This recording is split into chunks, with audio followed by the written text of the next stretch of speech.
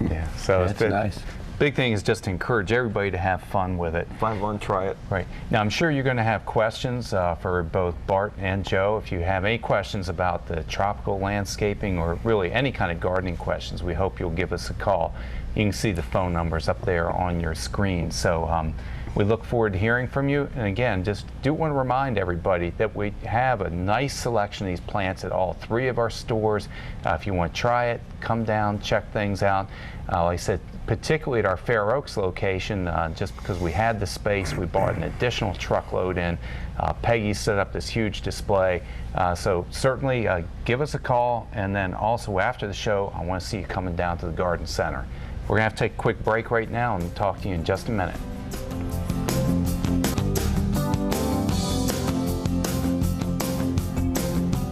Welcome back, everybody, to Merrifield's Gardening Advisor. My name's David Yost, and I'm joined here with Bart Windsor and Boca Joe talking about tropical landscapes. So we'd love to hear from you. Give us a phone call. You can see the numbers up there on your screen, really on tropical plants or any kind of gardening questions that we have out there. Now, I know going back, you wanted to, and some of you, if you didn't see it, that we had this beautiful, beautiful banana with this orangey red kind of leaf on there called ruby or Siam ruby that you wanted to kind of let people know about. As far as banana collectors, that's the newest thing. Highly coveted Siam ruby, okay? They're not that easy to find, and there happen to be some in the greenhouse at Merrifield. I saw them in there the other day, and they're really good size. So for some of you banana collectors, if you're trying to find yourself a Siam ruby, there's a couple over there, so you better get them while they're hot. That's good. Hey, well, while we're talking about banana collectors, our first caller's on the line. It's Claire calling in from White Plains, and I think she has a question about bananas. Good morning. How are you doing today, Claire? I'm doing fine. Good morning, guys. Good morning. Yeah, if you want to go right ahead if you have a question about bananas. I got the banana expert guys here. Okay. The banana plants, do they actually produce bananas? There are varieties that do produce bananas. Most of them are ornamental, meaning they either don't produce bananas, or if they do, they're very tiny and inedible. But normally, if you have an edible banana plant, you need probably 3 or 4 summers of growing it, and then you have a good possibility it may put up a flower and it may produce bananas. We had seen at a friend's house a few years ago in Glen Echo. He had 3-4 foot long, just hand after hand of bananas on this tree that he had grown for a couple of years. So it is possible. I wouldn't really expect it, but it is possible if you have the plant long enough and it's grown well each summer. There's some luck that goes along with that as far as the timing is concerned. You really need 18 months of good weather to produce bananas.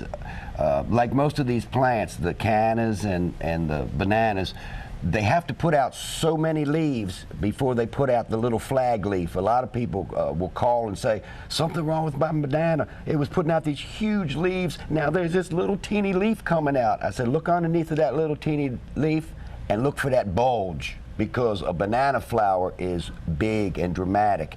If at the end of the year you put it away just before that happens, then that's how Bo wound up with those bananas. Plus, he has the advantage of a greenhouse as well. But the flowers are dramatic, and so are the leaves. I wouldn't expect to eat any bananas off of these. All right. Well, thanks for giving us that call, Claire. Okay, and one more question. Okay. The papaya plant that you showed that was producing papaya, Yes. how would I get that? That's from a friend. He basically went to the grocery store, bought a papaya, scooped the seeds out, and started them one summer, say around this time, grew them outside for the summer, had a small plant that he took inside in the winter, put it back out the following spring, and it grew and fruited the end of that summer. So pretty simple process if you want to fool with it and play with it for 2 summers like that, but very easy. Very good. Okay.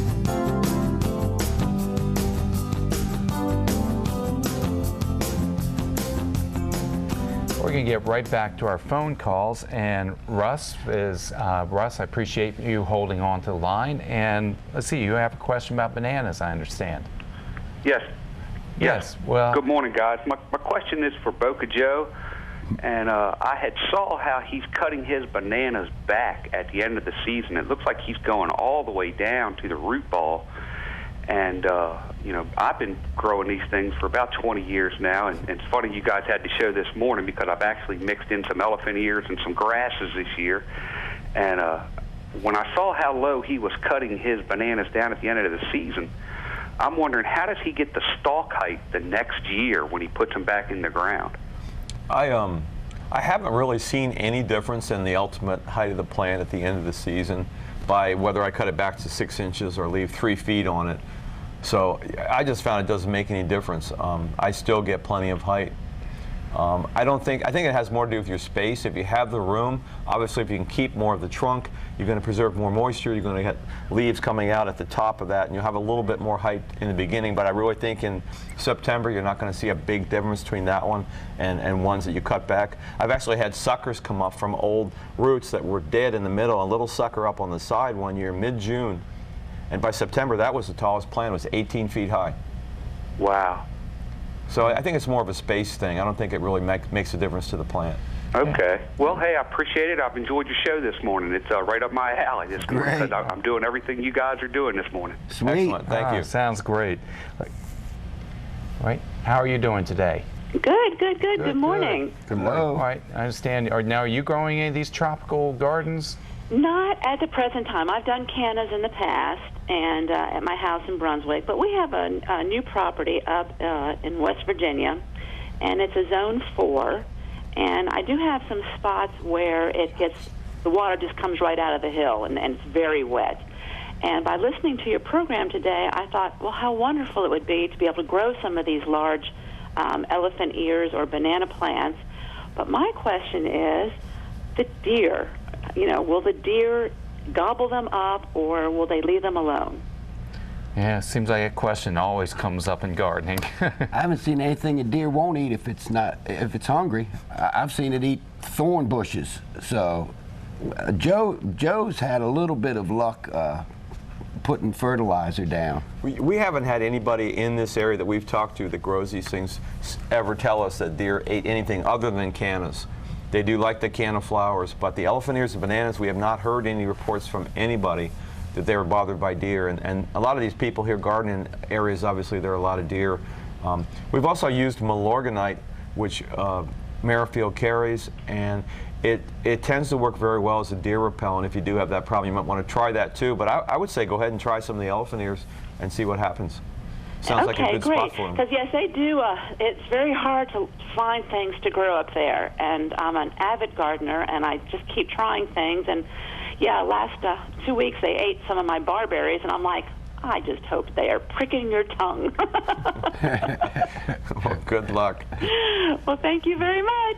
You're welcome. Okay, and thank you. Bye-bye. How about if Wade borrows some of Christy's deer to chase the birds away? You think that'll work? I don't think it's going to work, but you know what? I got birds chasing my squirrels away right now, so I'm actually having some success there right now. That's good.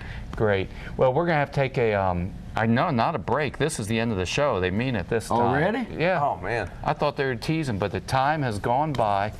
Again, I appreciate both you guys coming in. I understand you've got your seaplane waiting out there. You're going to zip out over to Merrifield, come down, see these guys. They'll be there doing some shopping.